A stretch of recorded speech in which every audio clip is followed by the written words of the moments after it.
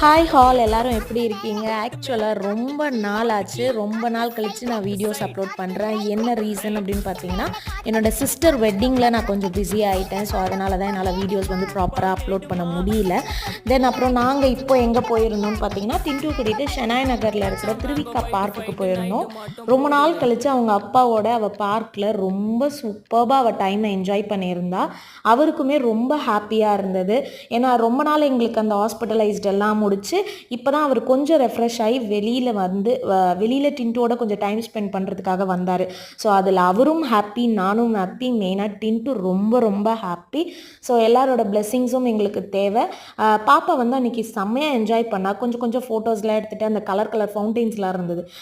அதுக்கப்புறம் டின்ட்டுக்கு வந்து இந்த வேஃபல்ஸ் வந்து ரொம்ப பிடிக்கும். ஸோ அதனால் அது ஒன்று வாங்கி கொடுத்தோம். ஜஸ்ட் 99 ருபீஸ் தான்.